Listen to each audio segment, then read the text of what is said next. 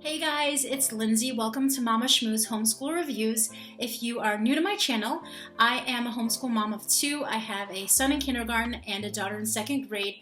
And on my channel, I like to share everything about homeschool and what we're doing. So in this video today, I wanted to share with you guys specifically how our curriculum is working for my kindergartner son. And then in my next video, I will share with you guys how our curriculum is working for my second grade daughter. I wanted to start with my language arts and share with you guys his handwriting book and his language arts books that we're using, and then also share with you guys some ideas of how we're supplementing some of the things.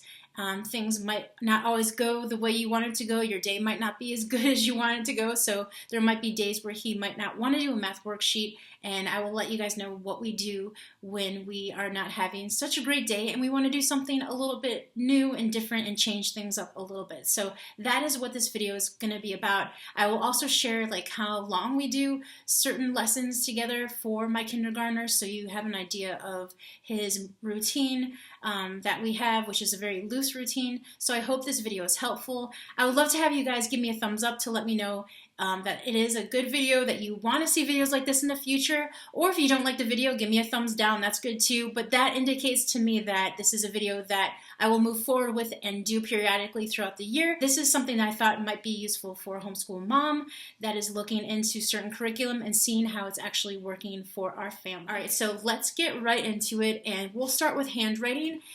This is a handwriting book from The Good and the Beautiful. There are so many handwriting books that you could probably get on Amazon, but we chose to go with The Good and the Beautiful because I love The Good and the Beautiful. I think what they make is really beautiful and very simple. Right now he is just tracing letters, which he has been doing for quite some time now. He's been tracing since he was like, what, 2.5 years old, because my daughter was homeschooling, so he enjoyed tracing. He's making his own letters here, and then he can draw his own picture below. Some of the tracing pages, he can color in a picture here. This is fun for him. We don't do this every single day. I don't ask him to do it every single day. It's just for fun, and it's just for him to practice his handwriting and his fine motor skills. If he doesn't do this, sometimes we'll work on the chalkboard, or sometimes he'll work on his doodle board or dry erase board and practice his handwriting, or I'll have him spell something. So we always try to like change things up. He's a 5-year-old. We like to do different things, and it also is very boring to me for him to have to do this every single day. He might do it once a week or 3 times a week, depending upon if he wants to do it or not, and I like to keep things fun, so like I said, I don't like to force him to do anything because he's just a kindergartner. But he sees his sister doing things, so he really likes to have his one-on-one time with me. Sometimes I will trace a couple letters if he's not feeling it a little bit, and then he'll trace some letters, then I'll do some, and he really likes it when I sit down with him on the floor and like work with him one-on-one. We also just use a spiral notebook where I'll do like highlighting letters for him. Like I might make a bunch of E's or C's in yellow highlighters, and then he traces over it with a blue highlighter, and then it turns green, and it's just fun. Or he'll practice his name in here, or draw pictures in here, or he'll dictate a story to me and I'll write it in here.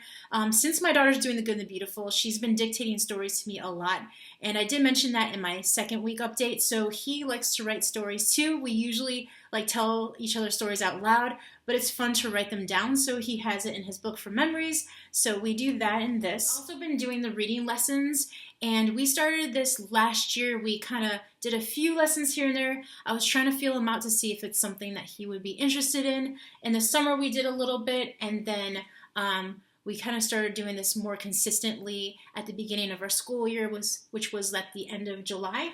We are on like the end of the 3rd chapter, and this is what it looks like right now. Like he's been just reading like simple things like this lately, and then this has been like his little stories that he's been reading, so it's super simple. Now he's like graduated to that. So if I'm realizing it's challenging to him, sometimes we take a little break on this. Sometimes we'll do 1 page a day if he can handle 1 page a day.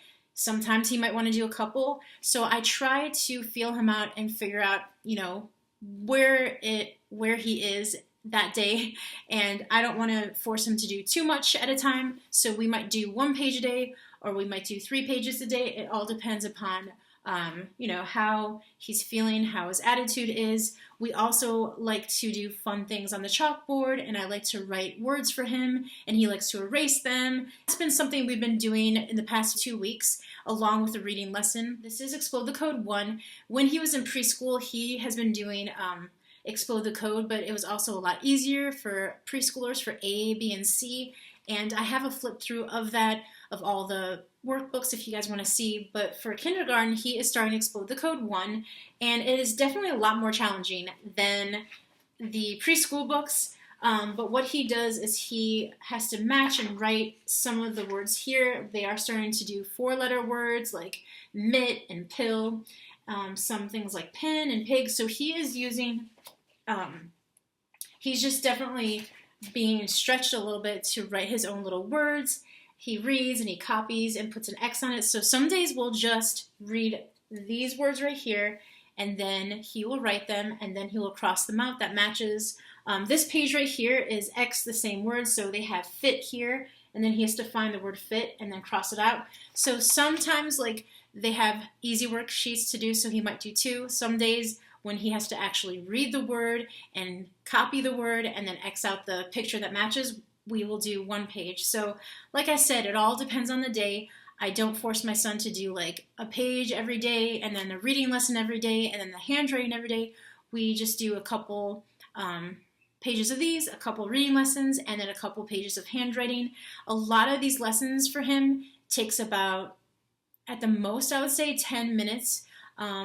Probably, yeah, 10 minutes at the most. You want to keep it short and simple so that they're going to really enjoy learning, and I do not want to make him sit at the table with me for more than that amount of time where he gets really bored, unless he really just wants to sit and do like 10 pages of worksheets, which he has done in the past. So with my son, he's doing Bob Jones University K-5, and like I explained in my 2-week update for you guys, I felt like this was a little simple at the beginning of the book. So for chapters 1 through 6, I thought it was really easy. So if you are looking for a math book to introduce your kids to shapes and colors and simple addition like 2 plus 2, 1 plus 1, and matching things and finding what's different, this will be a really good book for you. But now if your kids are more advanced in math and they're in kindergarten and maybe they're an older kindergartner, you might want to look into the 1st grade math. I have like a flip through on that video. I will link down below. So these are just some of the things that they will be learning. I noticed that the beginning chapters were really easy, like counting numbers 1 through 5, 6 through 10. So we started like down here where he's going to be learning like more of like calendars, what weighs more, and he is measuring things here. So he is definitely more interested in the middle of the book because it's more challenging to him. He likes to count things. They also will be learning 10s and 1s and story problems and working on like the 20s and 30s. So I think that this will be a good fit for him. We just had to skip like 7 chapters, but that's okay. I will probably take the 7 chapters and give it to a friend of mine who has a daughter in preschool that probably could do that math. So I just wanted to let you guys know that is what I think about this book so far, and he has been liking it. We also like to spice it up a little bit with our math and do some fun things. He really enjoys like toy cars a lot, so we have been sitting down together and playing cars, and he has a lot of Hot Wheels. We will do like 5 cars plus 4 cars equals 9, or we'll put a bunch of cars together and divide them in 2. And so I might do 10 cars. How do we make equal parts of 10 cars? If you want your sister to have some and you want to have an equal amount. So we will do division. I will also skip count by 2. So we'll do some skip counting to introduce him to like basic multiplication. You could put sets of 2s or sets of 3s of these cars to, you know, introduce multiplication as well. And then I also like to do greater or less than. So I'll have like 5 cars over here, and then I'll have 3 cars on one side, and I'll ask him what is greater and what is less than. You also could have like a big monster truck with a small car and ask them which one's bigger, which one's smaller. small, medium, and large, and all of that.